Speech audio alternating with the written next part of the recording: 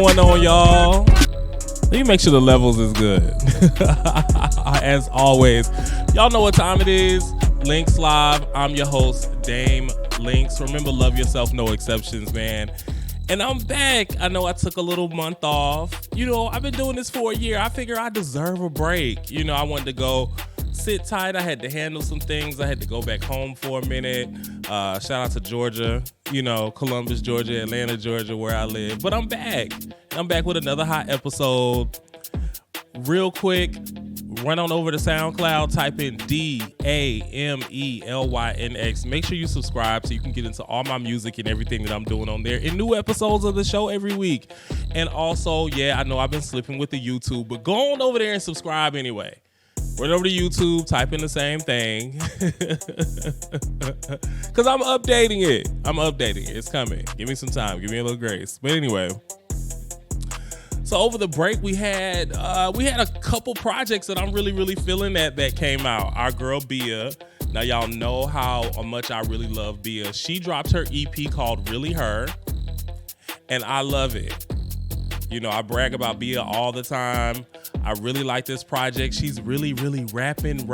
And on her video for Billions, she got the iconic, legendary Nene Leakes up in there, which I thought was cool for Nene. You know, Nene was feeling herself. She was popping her shit. You couldn't tell Nene's shit. You hear me? But shout out to Bia. I really did. I really like her project. Also, Victoria Monet. Victoria Monet gave us Jaguar 2. Really nice project. I really like it. It's really smooth. It's got the single On My Mama, which I'm sure you've heard. It's got the really dope video. I'm slowly getting into Victoria Monet, right? There's just something about her that I'm not 100% sold on yet, but she makes really great music. And the video is the best video I've seen this year. Shout out to her and Sean Bankhead. #BoysLikeMe.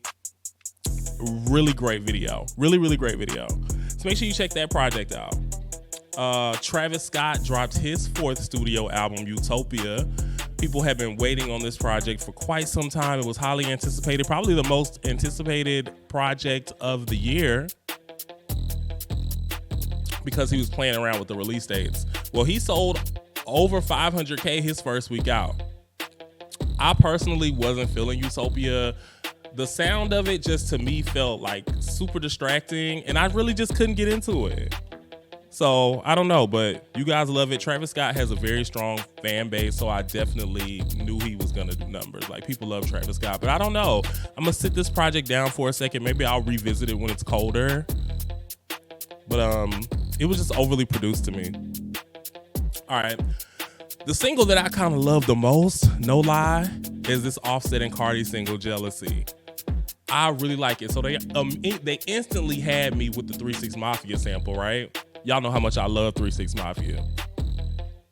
But whenever I see Cardi and Offset together, like, I feel like Offset just gives Cardi like this certain energy, like this extra oomph. Like, when she's with Offset, when she's rapping with Offset, she gets busy. And I love her verse on there. They both sound really good. So Offset was doing some promo. He stopped by Angela Yee. I really like that interview. I really like Angela Yee, of course. You know, she's got her new midday show on the radio, On the Way Up with Angela Yee. Offset dropped by there. And I learned a lot about him on this interview. Like, I did not know that he was a really huge Michael Jackson fan. I thought that was interesting, and it makes sense now when I see where he's going musically. He also talked about like what his debut, well, this isn't his debut, this is his second album. The solo album that he's dropping post Migos is the direction that he plans to go with that, even with his performances. He talked about you know, him and Quavo reunited at the BET Awards and performed a tribute to Takeoff. He talked about how they instantly went into rehearsal for 2 days before just to make sure it looked right. He also talked about like the history of the Migos. You know, the Migos are a legendary group. I love the Migos. They are my favorite rap group. Okay. And they have a huge legacy. They really changed the sound of hip hop. So I enjoyed that interview with Offset. Of course, I'm looking forward to his solo project whenever it drops. He's also officially been released from Quality Control. You know, they were having some issues too. He was having some issues with them. Well, he's officially released, and he's a free agent. So I'm glad they were able to work that out. However, you know, it happened. All right. Anyway, what else came out? Oh, also, did y'all know that Offset like danced background in a Whitney Houston video? I just found that out 2 days ago. I really didn't know that. I thought that was cute. All right, so Cardi and Meg dropped Bongos. Really hot record. It's got this very Spanish feel to it that I love. And I've been seeing a lot of mixed reviews about the record. You know, some people love it, some people hate it. I personally think the song is just okay. I'm wondering why, for one, why this single wasn't dropped like earlier in the summer, because it's very much a summer record. But I don't know. I think also it would have sounded better, like instead of Cardi pairing up with Meg, which I enjoy Cardi and Meg. I enjoy their little friendship duo thing, whatever.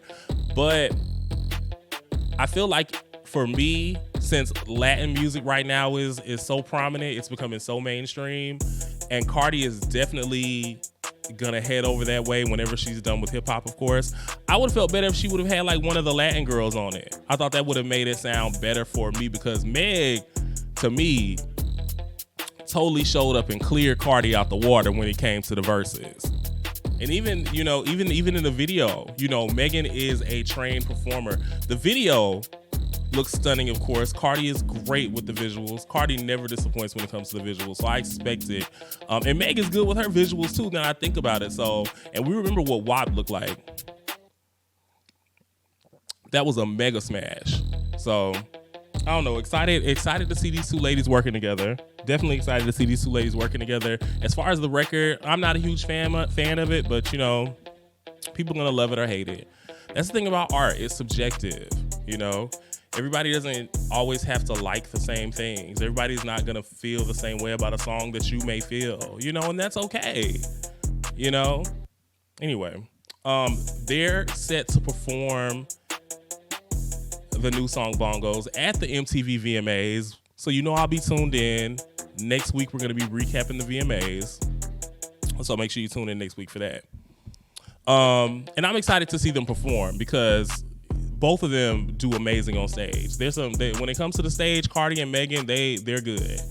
So definitely gonna be checking that out. So speaking of the VMAs, Nicki Minaj is supposed to be hosting.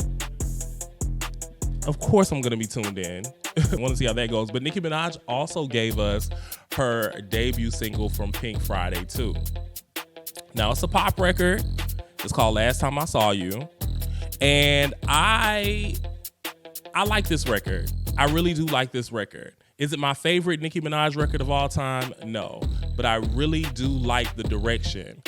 Pink Friday 2, you gotta remember, Pink Friday 2 was the sequel to her debut album, Pink Friday, which displayed a lot of what Nicki can do pop-wise, R&B-wise, and rap-wise. So I expect Pink Friday 2 to be just like that, but I don't know, a better sound. It's gonna be just like that, but better. So the same types of music, the same types of songs. I'm expecting that. So I really do like this record.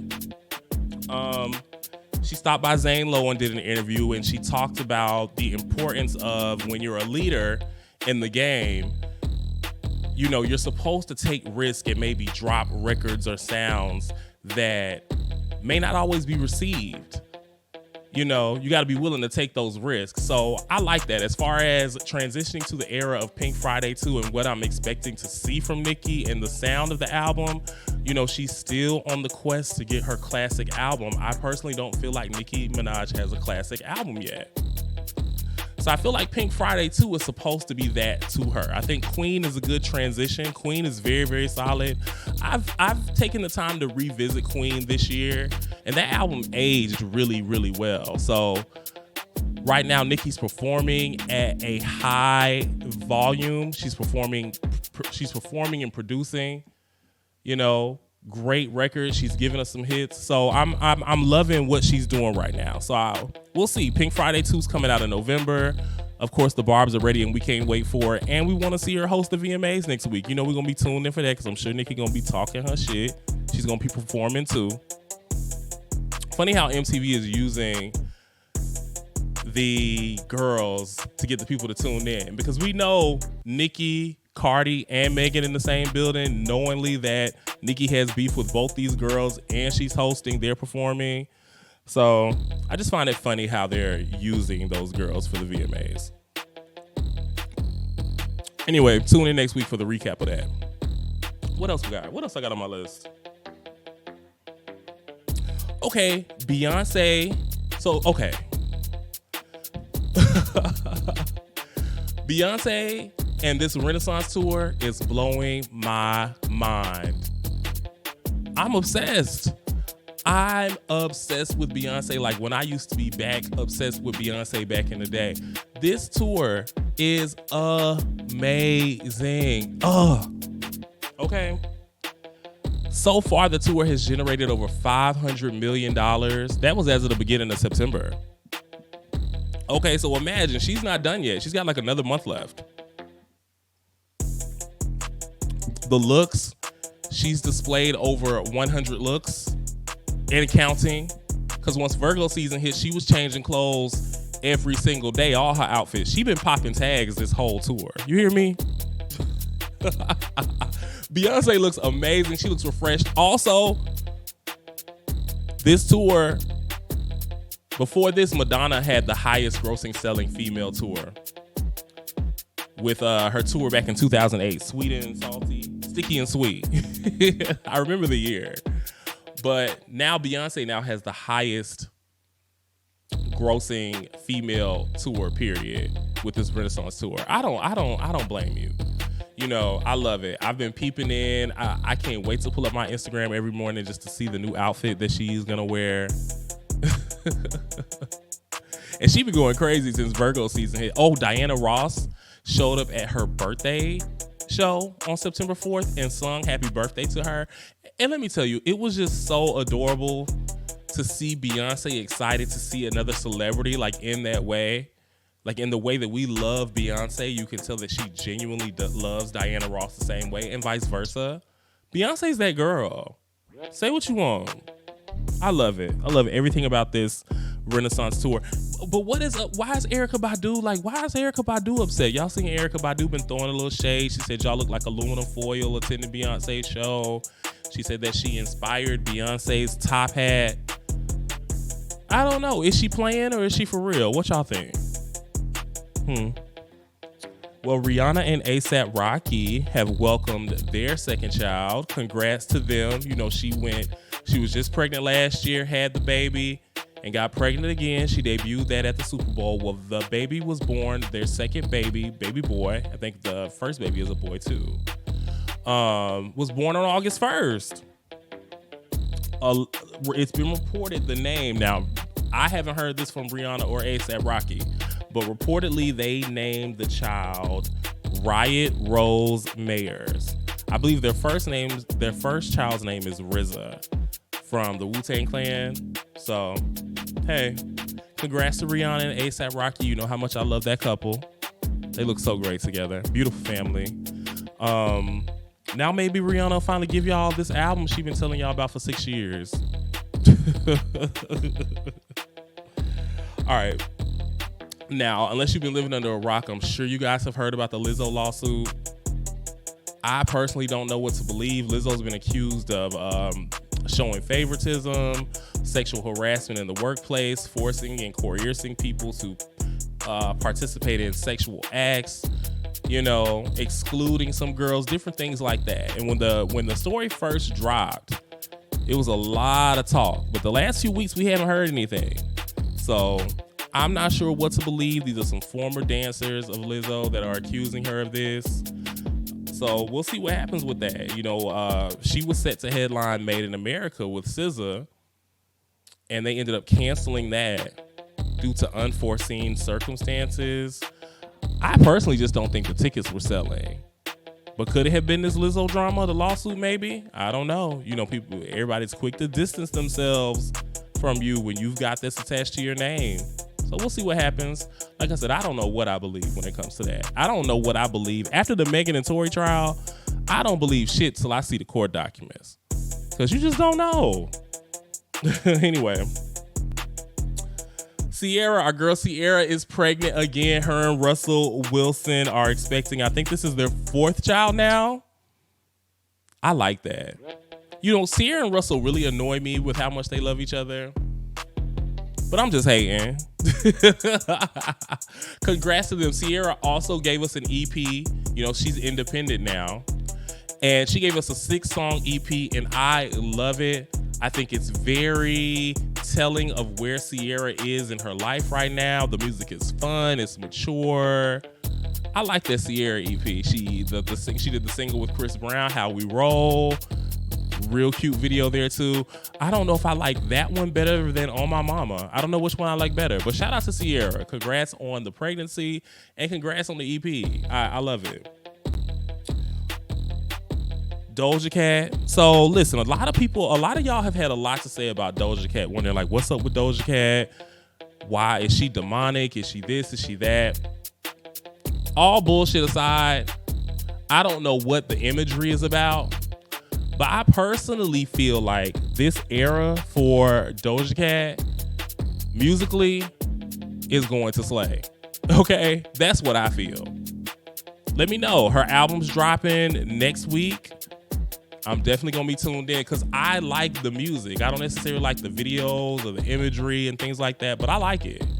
I like the music, and she just got #1. She's got a #1 on Billboard with Paint the Town Red, the first hip-hop song to get a #1 this year. So I'm excited for this era for Doja Cat. Let me know what y'all think. Y'all tuned in? Y'all checking for Doja Cat? Y'all think she's demonic? I don't know. I don't agree with that. Anyway, that's it for Music Bites. We're going to get into some more music, and we'll be right back with some reality.